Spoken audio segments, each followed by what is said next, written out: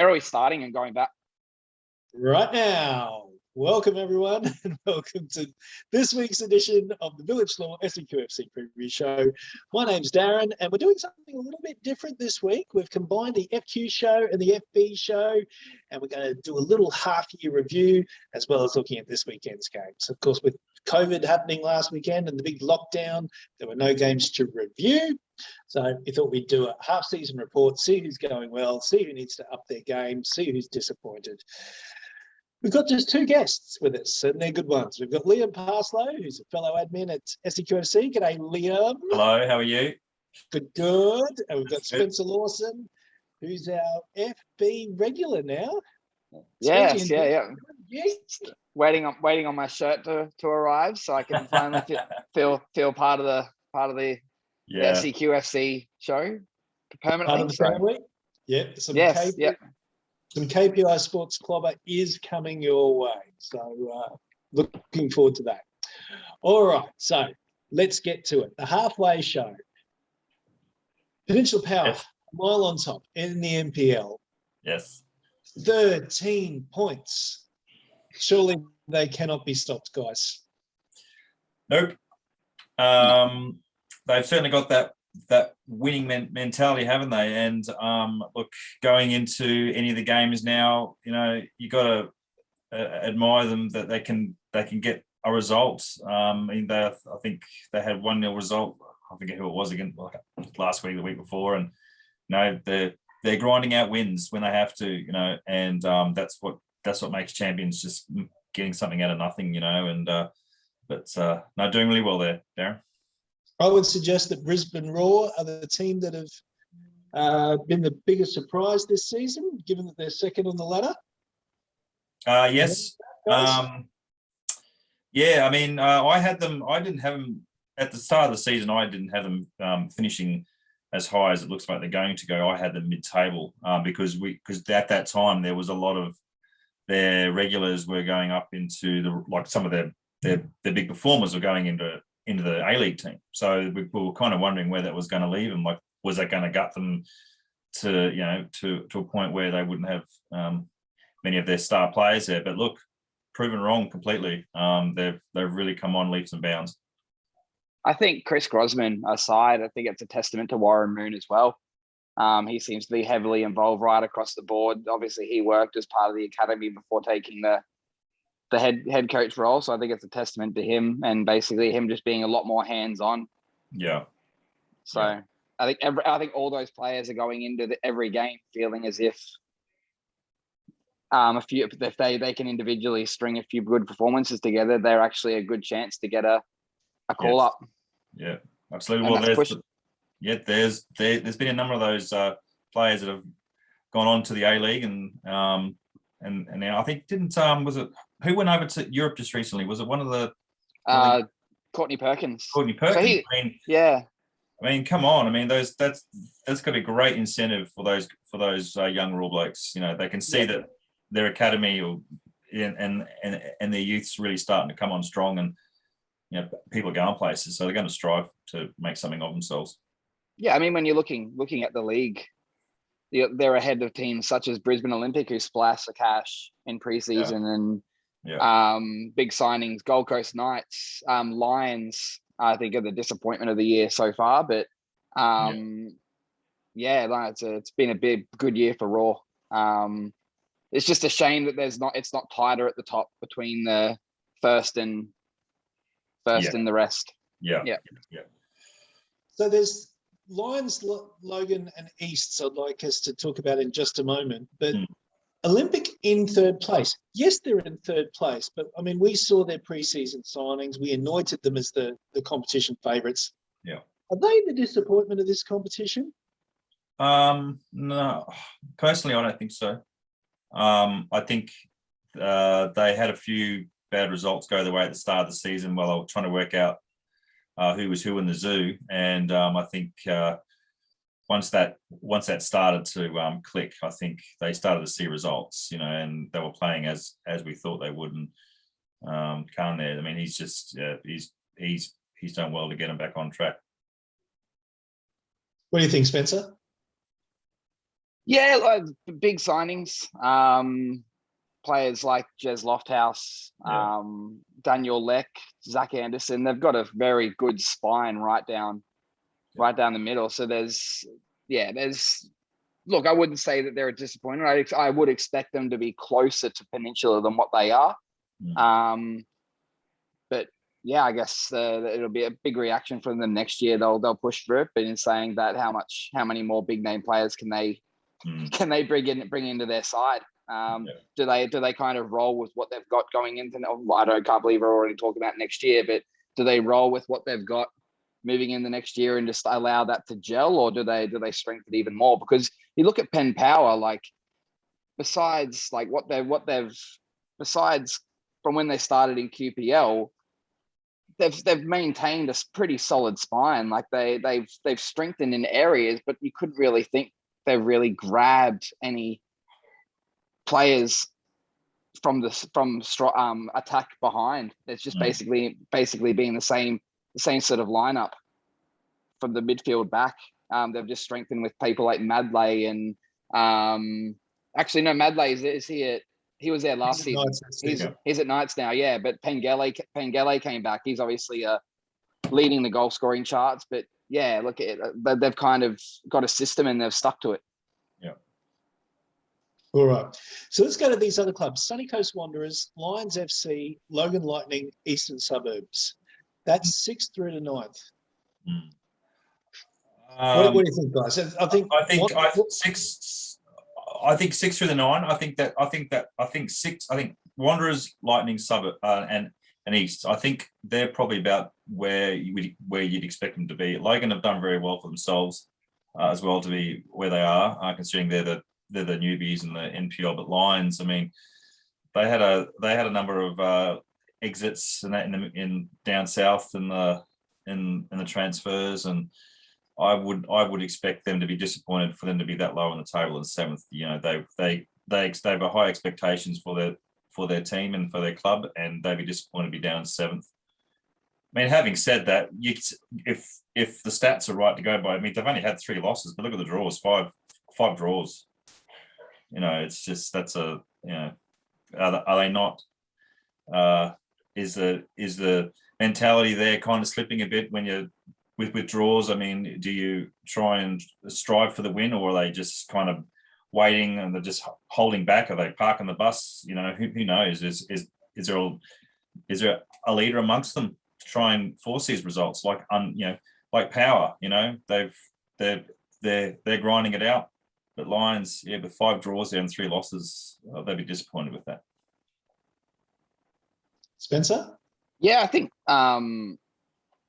look, the Lions are from when I've seen them play, watch them play, just while looking at results weekly. In the past, they were always a very defensive, resilient side. So they wouldn't let they could score early and win the game 1-0 in some games. So they were really grinding out results, a lot like Peninsula this year. So they were renowned for grinding results, and I think obviously they had a leadership. Matty is still there, obviously, and he's obviously a great captain. And defensively, they've still got Tommy Gerrard, and they're still solid. But I think they've lost Danny Kim. I think massive loss. Brindle South, big loss. So I think that engine room. So there's a bit of experience and composure that I feel like they've lost through the middle of the park. Yeah. I noticed too that a few games that I have seen that Joe Duckworth's not playing as forward as he used to be as well. He seems to have dropped back. Like he's doing a job for the club to be like he's filling a position there that he's been asked to hold, because that's not usually where he plays. He's usually more forward when he's got his results in the past. Yeah, I think Sean Carlos is just on the comeback as well, so I think he'll likely slot back in there. But yeah, I think he's just come back from a pretty big injury, so I think he played his first game back last week or the week before. So yeah, so look, I think they'd like to push for higher. But yeah, from what I've heard, in terms of the club itself, money-wise, might be a few problems there from COVID's hit them pretty hard. So whether they're just on the bounce back from that, but yeah, look, the top 4 is still in reach for them. Yep. So I'm sure they'll be gunning for that for the second half of the season. Looking at this weekend's fixtures, Gold Coast are taking on Peninsula Power, Palabar up against the Strikers, Magpies Crusaders. Tom Ballantyne will be on the show next week, up against Gold Coast Knights, Logan Lightning up against Sunny Coast Wanderers, Brisbane Roar taking on Lions, Redlands hosting Eastern Suburbs, and Olympic play Moreton Bay. That should be a beauty. Let's quickly move to the NPLW. Lions a mile on top. That's nothing new, no surprise there. The big surprise this season is South United in second place. Gary French, I'm going to get you on the show soon, and we're going to talk about this team. You seem to do it every year. Your team gets gutted, players go all over the shop, and you just bring in the new ones. Good, isn't he? Put a great side together. Brilliant. What a great coach he is. Palabar in third place. I think they're the disappointment. Given the quality of the team that they've got, they should be pushing. They should be pushing Lions for that first place. Moreton Bay, another team that's done fantastically well in fifth. Gold Coast United in fourth. I think we're okay with that.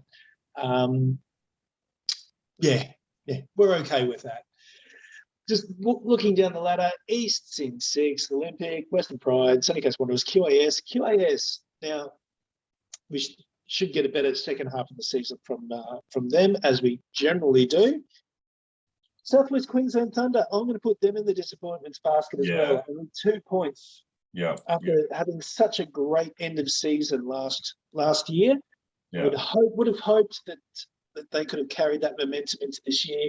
A couple of key injuries early has just decimated their squad, and they are where they are. It's look, quickly. I was just going to say, look, Penn Power. I mean, you've got complete opposite ends of the scales there, don't you? The men's are flying, but I mean, the women are a new team, and hopefully with the coaching change there now, and what was his, and Hutto joining him now as well. I saw today, signed with them. So hopefully with his, as you said in his interview, hopefully with his knowledge of the local game and who's who. You hope that they can start getting a few results now, because that'd be hard to be, 14 games in and you haven't won any. It's just you feel for them, but new team. Struggle. Yeah. Looking at this weekend's fixtures, East up against Brisbane City, Southwest Queensland Thunder host Moreton Bay United, The Gap taking on Sunny Coast Wanderers, Virginia United against Logan, Palabar against Peninsula Power, Western Pride taking on Lions, Gold Coast United hosting Olympic, South United take on QAS, Mitchie have the bye. Let's quickly move on. We've got to get through. There's a lot of competitions to get through, so we'll move on. Brisbane City on top in the FQPL. Guys, that's not unexpected, is it? No, it's not. But I would have thought, 11 from 11, I don't think we would have picked that. I thought for sure that maybe there would have been some clubs there that would have given them a few touch-ups there, but they've just run away with it, and they haven't looked like being beaten at all. And we said time and time before that this squad that they've got could easily be in mid-table of the NPL. Lodestar Rovers, Southwest Queensland Thunder in second and third place. How disappointing for these two clubs that there's only one club going up next season. Let's have a look down the ladder a bit and see who's disappointed. I would suggest that the Wolves. I tipped them to be contenders. We never bring that up, do we? No. They're at ninth. So they started to turn things around. Frank Farina on board. Sensational. But we did expect them to be higher up, didn't we? Well, we did. Again, player exodus as well. Just hate it. Hate that. They leave these clubs and they basically have to start again. Pride, me being Pride affiliated, seen it plenty of times with our boys, and it's hard for the club, it's hard for the supporters to try and see them come back from anything. But I think one of my disappointments is Fire, Sunny Coast Fire. Down at 10th. They've just really plummeted this season. Given the squad that they had, Yeah. New coach. I'm okay with that. And I think that if they can, looking at the bottom of the ladder, it's 2 wins. 2 wins and you're out of the drop zone. So Yeah. I mean, I think what is it? Fifth through to 8th. I mean, there's barely any points in that, and Pride and Eagles have just got to have a couple of bad results coming into the back half of the season, and Knights have got to Knights can get a result, and it's just turned on its head so quickly within the first few weeks of the second half of the season. So that's right, 7 points between 5th and 11th. Yeah, I mean, that's a lot of people talk about the NPL, but I think people got to have a bit more focus on the FQPL one, especially, and concentrate on that mid-table. Well, it's not really mid-table; it's almost 3/4 of the table, isn't it? Really, to have a look at that battle, because it's going to be this. Yeah, it's going to be. Oh, this second half's going to be an excellent run for someone. Yeah, can I just say I'd love to see Rochdale up in the NPL. It's obviously not going to happen this season, I don't think. But I'd love to see them up there, just to see, because I'm so used to growing up. I was so used to seeing Rochdale at the top and basically being the club. But I'd love to see them up in the NPL and just see what they can make of it, especially after a few seasons. But it's a very interesting league indeed. From that. Just looking at it down. Sorry, Spence. Sorry, okay. I was just going to say, look, City have actually got 2 games in hand there too, so they're still way out in front of 33 and played 11 there. So Going through this weekend's fixtures: Western's Pride take on Wolves, Southwest Queensland Thunder against Holland Park Hawks, Rochdale Rovers against Mitchelton, South United hosting Brisbane City, Sunny Coast Fire taking on Southside Eagles, and Ipswich Knights have the bye. FQPL2, one of Spencer's favourite competitions. We'll come to that in a moment. Caboolture are on top by 5 points, so there's no surprises there. Taringa and Grange equal second on 26 points. No surprises there. I think the big surprise of this competition is North Star. They were getting slammed at the beginning of the season as to whether they should even be in this competition. And they're holding up 4th place at the moment. So well done, Lee Cunningham. We've had him on the show a few times. Yeah. It's a great job that he's done there, guys. Yep. I think I just feel like they lose a bit of credibility as a league when I Google FQPL2 and they don't come up, but FQPL1 does, NPL does, NPLW does, BPL does, but FQPL2, when I have to go searching deep in Google on my phone to actually see the standings and the results for that league. So if Google can fix that, then I'd probably appreciate them more as a league. Trump's sue them or something.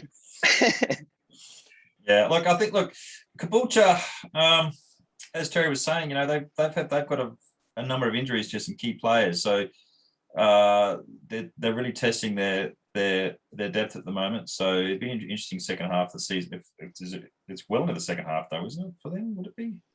There's only 8. Yeah, it is around 12. Yeah. I don't know. I'm talking shit then, aren't I? But it'd be interesting. Back after the season, whatever's left of the season for them, see if Rovers and Thistle can't claw over the top of them. It's also going to be interesting to see what happens with Coomera. They're in last place, 1 point. Yeah. It's like an absolute miracle for them to get out of that place. What's going to happen at the end of the season with all the further reshuffling that we've got going? Will they be in a playoff to maintain their place in this competition? I don't know. I mean, Football Queensland, who knows what? They've released something at the moment, but you look at it, you just go, "Well, I'm confused." You just scratch your head and just go, "Does anyone get what's this whole pyramid thing?" With the BPL, is that all gonna be FQPL 3? And you don't. I think some of those sides in FQPL 3 deserve a bit more credibility than being known as FQPL 3. So whether they extend FQPL 2. Make it a larger competition, that would make the most sense.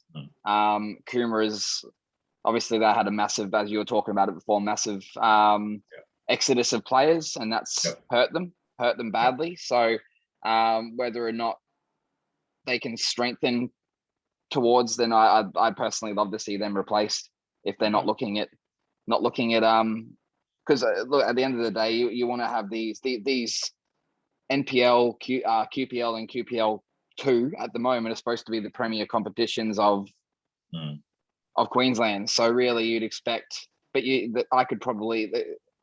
could easily put Ace in there, and they would probably roll that comp. So Caboolture may be a side, but that said, that they while they do have one of those sides that has a good spine, it seems as if they do have a lot of youngsters that they're breeding into that side as well. So whereas Ace are a well-built machine, I feel like they'd roll that comp. But I think we discussed it a few weeks ago. Apparently they didn't apply at all. So at the end of the day, it's on them. That's right. The FQPL 2 fixtures this weekend. Caboolture hosting Coomera, top versus bottom. Look out, scoreboard attendant. You've got some work to do this weekend. North Star taking on Sanford Rangers. Virginia host Grange Thistle, and Taringa Rovers up against Magic United. Let's turn now to the Football Brisbane competition. And as recently discussed, Albany Creek running away with this competition, 7-point lead over Bayside United now, who are in second place. The Lakes in third, St George Willawong making up the top 4. Spencer, who's outperforming in this league? Is it outperforming, Bayside? Underperforming, or outperforming? Who's doing better than you'd expect? I feel like every single year you expect big things from Bayside, and then they in previous years they've disappointed. So I feel like, for me, Lakes, again, it was discussed on a show a few weeks ago when Josh Fern was on. They're flying to. I think they were given the position technically by default with teams shuffling up and whatever. They weren't promoted as such. So I think they're flying. They should be really, really happy with how they're going as a team. Mount Gravatt as well. I expected them to be one of the teams fighting to go back down. They're fighting. Basically, they've had a solid second half of the season so far. Obviously, built by a big result that they got over St George. But yeah, no, I think it would be, for me, definitely the Lakes would be the team that's overperforming. I think Josh Fern is an absolutely quality player, but I think it's him, and there's another player that's absolutely quality as well. That they're two integral parts, but he's gone. I think they've gone through with them from Cap 3 right up, or Cap 3 or 4 right up. So, I feel like they're absolutely flying. They might start dropping off now, but yeah, I think they will finish probably up there or mid-table, and they'll be very happy with how their season's gone, I think, and build on to next year, whatever they end up in. Shout out to you. Yeah, go on, Liam. I was just going to say, what are your thoughts on Western Spirit? I mean, they were kind of chucked up there. They were promoted, I guess, when they didn't think they would be. I know they've just had a coach change as well there, so they're in a bit of bother. They're gone.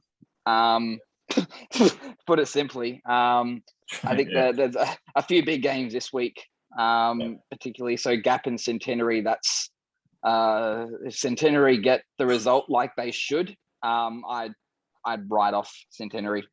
So I'd write off Western Spirit. Yeah. Particularly, they seem to have turned their results around a little bit. They do look a little bit more competitive. I think they got a 4-4 draw against Knights a few weeks ago with 10 men. They were up 2-0 at one stage. But yeah, change of coach, again, player exodus.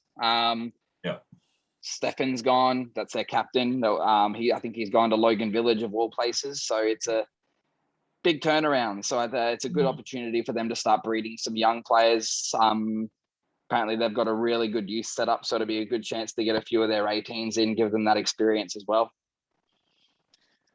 I'm going to give a shout out to UQFC. I tipped them to go down this season, but they're maintaining mid-table mediocrity and doing it quite well.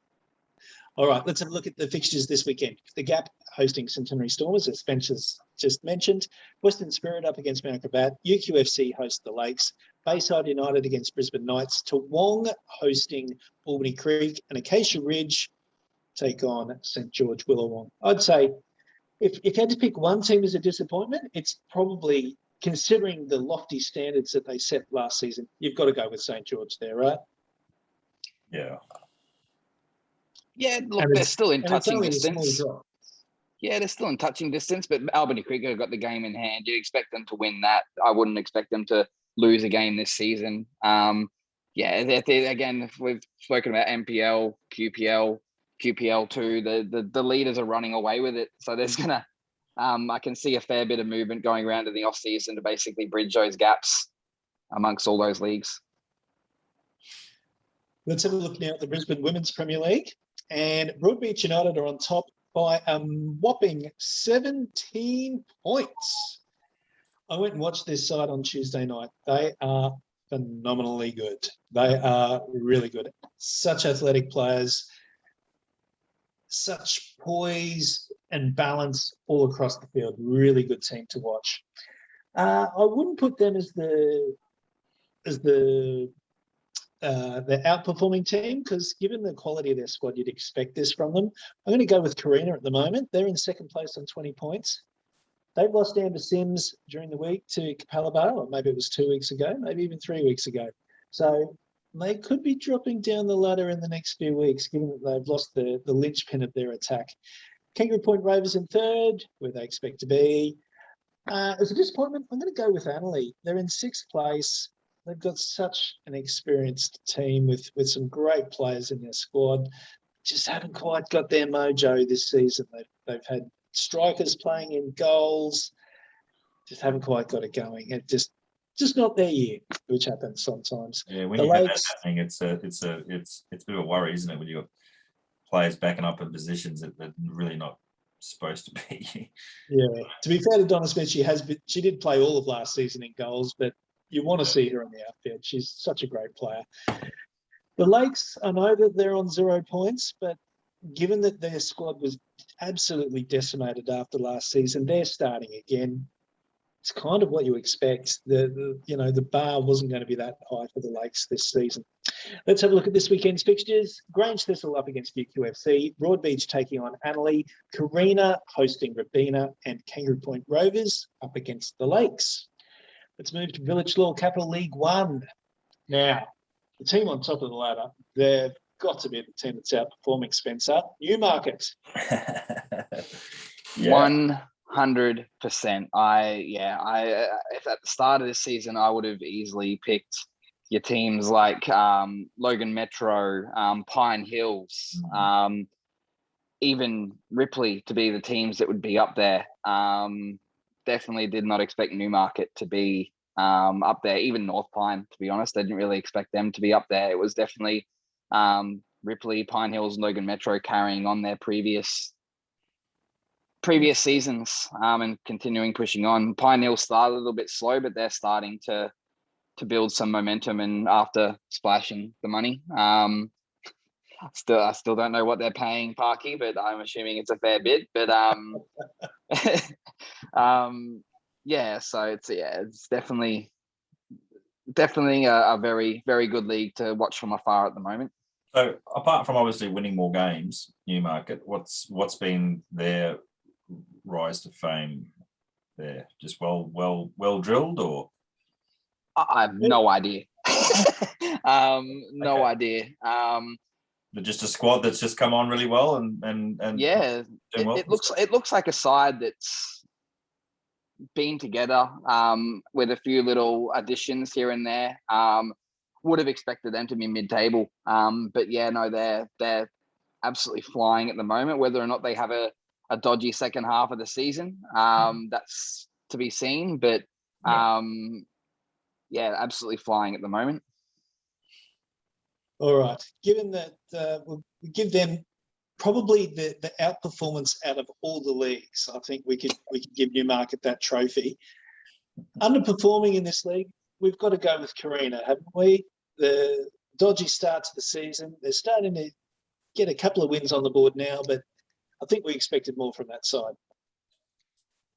Yeah.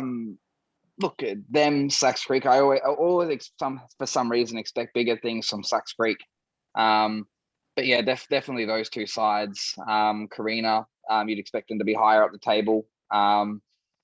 yeah, it's one of those leagues. I think I've mentioned it previous shows as well. Just basically that top 4-5 could probably start seeing them opening up a pretty solid gap in regards to quality and the remaining below them. I'm looking at Bulls there down the bottom.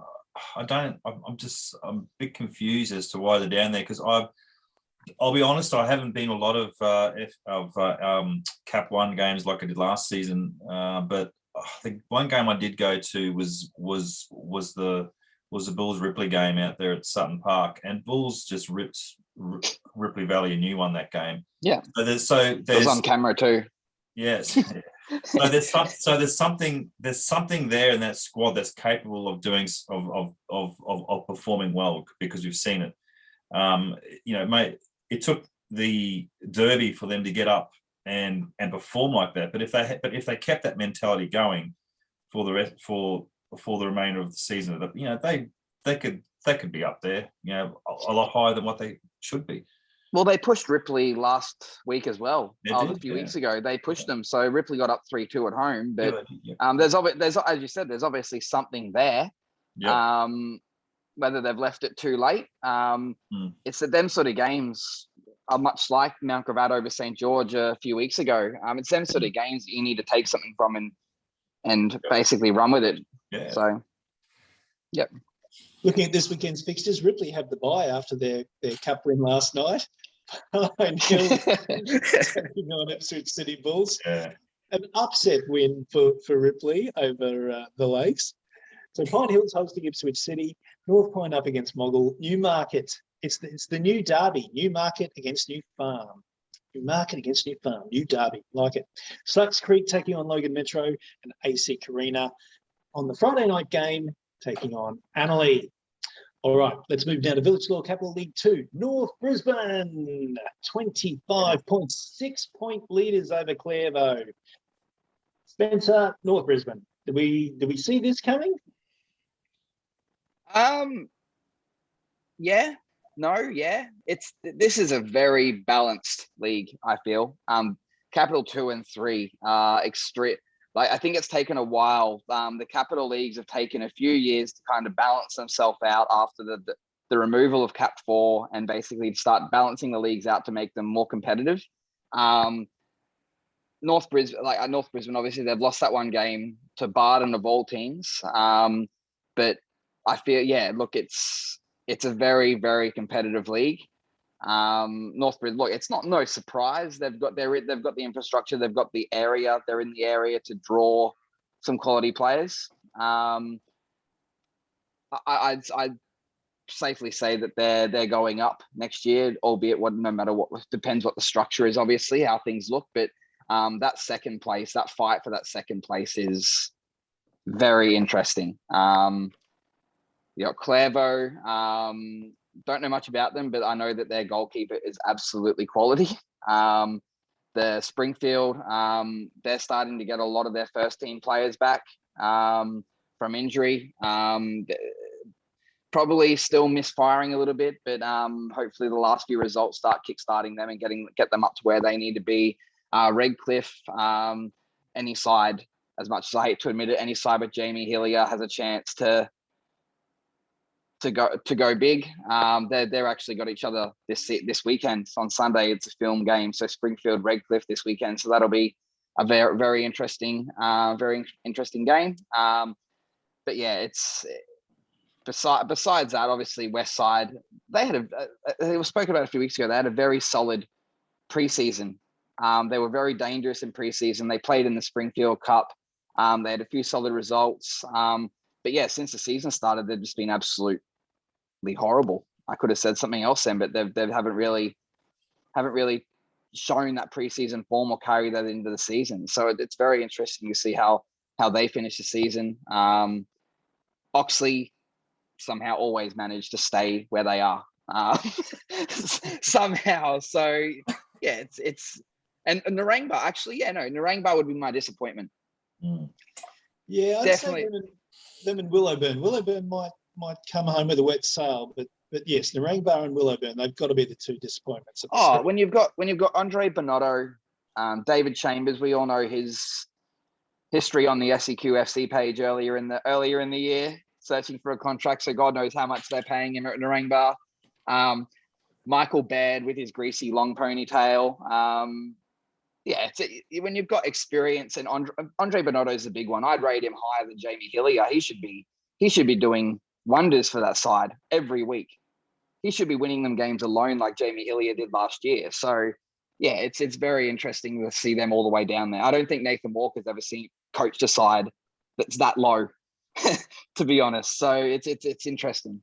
Just remind me, if you can go back that far, where were Narangba? Where did they finish the end of last season? Top. They were got top. promoted. That's why I asked the question, because I'm like, sure, I saw them up there amongst Ripley and all that. So yeah, I see what they you were. mean. They were cap 3 last year. They fought it out with Springfield all year in cap 3, but they had the Jamie and Cody Hillier. Jamie's the better Hillier of the two, but he's playing in the lower league. But and he single-handedly carried them through that entire league. I'm pretty sure finished top goal scorer. Absolutely just scored for fun last year in cap 3. And mind you, yes, it is cap 3 and the leagues have balanced out. But he to lose him was a big loss, but to gain Andre Bonotto, who, as I said, is probably more experienced, played at a raw youth, pretty sure he was in the Lions setup. He should be carrying that side, scoring double what Hillier did last year, to be honest. So it's very interesting. I wonder then if he'll be poached somewhere to go higher up next season. Then, because if he's in a club that looks like it might be demoted. You know what I mean? He might be looking to go elsewhere, maybe if a better offer comes along. I feel like he would have had offers from higher leagues, so it just depends what how deep into Nathan Walker's pocket he's reached. So it's and relegation was a word I was looking for, not demoted. But again, we don't know how promotion relegation is going to work with these leagues at the end of this year. So it's another whole restructure. The league is going to be so unbalanced again, and it's going to take a good 2 or 3 years to get it all to where it needs to be. And clubs themselves will be wondering, what are we about now? Where do we spend our money? Where do we not spend our money? What's the competition going to look like? There's so many variables there that would just be wrecking plans for the next 2 or 3 years. So you hope Football Queensland have really done their homework and done the right thing and keeping them informed every step of the way. If they're not, it could be a bit of a shit show coming the next couple of years if it's not already. So this weekend, Barden are hosting Clairvaux, Oxley United taking on Kangaroo Point Rovers, North Brisbane up against Westside, top against bottom there, Willowburn up against Narangba, so it's the disappointment derby in that game, and Springfield United taking on Redcliffe PCYP. Disappointment derby. 1 league to go. Village Law Capital League 3, and Brighton Bulldogs are on top of the ladder over Tarragindi. And they've got a little gap there over Bethania, Jimboomba, Park Ridge and Pine Rivers. Spencer, there's quite a few contenders for outperforming here. You can pretty much the entire top 5, top 6 teams. At the midway point of the season, I would have said Park Ridge, and then they got towed 6-1. So I'm still going to say Park Ridge. They've had a dreadful 3, 4, 5 years. And basically for Bunton to come in, turn that ship around, set some discipline, get them playing a structure, a more disciplined structure. They seem hard to break down, although conceding 6. They'd be my overperformer. Bethania, they're always up there, but they just don't seem to. They're like them and Logan Village are basically the fixed teams, to that competition. I talk to Adrian over at Bethania occasionally, and the plan is for them this year. They were just kind of looking at getting their side set, getting it sorted, let Ramat kind of work his magic, basically come in, set the tone, and then next year they're well and truly gunning for it. with that said, there's going to be teams like Braza and Old Bridge to try again to get into this league. So yeah, I feel like if you're going to get out of Cap 3, this year is the year to do it. Yeah. Because there's going to be teams that come in under the new structure that are going to want to basically work their way up the leagues from next season onwards.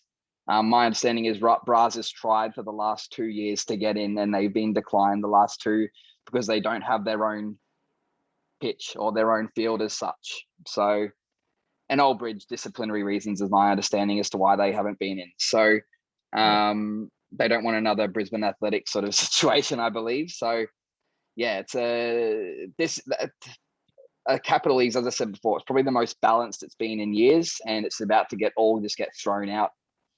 Yeah. Again. So, yeah. Every time that I check in with the Cap League, that Tiviot Downs just don't make any gains anywhere. Like they're. Like, are they just happy just to make up the numbers here, or are they serious about trying to climb the ladder here, or because they don't seem to be go anywhere? I think their first 1 or 2 years, they basically came in and thought it would be a walk in the park, and that obviously didn't happen. They got done 31-0 by Bayside. Everyone remembers that in the FFA Cup. So, look, they do have. Gabe Nelson, who's come in, I played with him at Bethania a few years ago. He's set a they are a lot more. We played against them in preseason as well, mind you. I'm playing City 4, and we gave them a game. I think we did them 3-2 in the second game and lost 2-1 in the first game. So, look, they're coming along. They're very well structured. It's just about obviously being a well disciplined side. Tough being they won't score many goals, but they will be tough to break down. But once you get that first, second, third goal, you'll get through them. But I think I don't mean anything bad about on the club. No. I hope anyone listening from Tiviot certainly doesn't think that I'm coming down hard on them. But I just, as an observation, as someone who occasions come into the to the Brisbane League there, I just don't see them going anywhere or moving, and you just question, like, what is it about for them? It's very remote. It's very remote. So I think they have got a lot of developments going up in the area. So in that they're very reliant in regards to signing players from that area. I think a year in one of the city leagues might do them the world of good, just to kind of set that rhythm, just to have a competitive team, and then kind of build on it from there as things start growing. But if they're happy down there, then then so be it. My disappointment would definitely be Logan Village. I say it every week. I think Logan Village is my disappointment so far. I expected them to be flying with this league. They have just picked up Stefan Verbesic, I believe, who I mentioned earlier, from Western Spirit. So that's a huge in from them, and I think they got a big win in their first game with him. So I'd expect them to start moving up the table now, maybe overtake Park Ridge. They're within touching distance of third, but I think that top two team they're going to have to drop points. They're going to have to drop points for Logan Village to at least get into a spot that's going to get them promoted. But like I said before, them and Bethania are just and Teviot Downs, like you mentioned, are just basically the staying points or the furniture of that league at this stage. Liam, with Teviot Downs, last season and the year before, they were getting smashed week after week after week. This season, they're just getting beaten week after week after week. So it's baby steps, but the improvement is there to see. So watch this space with Teviot Downs. Look, they got. I love their facility out there. It's a nice. It's for where it is, what it is. It's a decent pitch. It would be nice if they could get some lighting out in the pitches behind to just take a bit of weight off the main pitch. But yeah, it's a good little setup they've got out there, and it's definitely got potential to do something in the future. But there's so many Logan Logan clubs. Well, one stage there was, I think, 5 or 6 Logan clubs in Cap 3 when Logan Metro were there. So there's just so much competition for player retention. Yeah. So yeah. Fair enough. All right.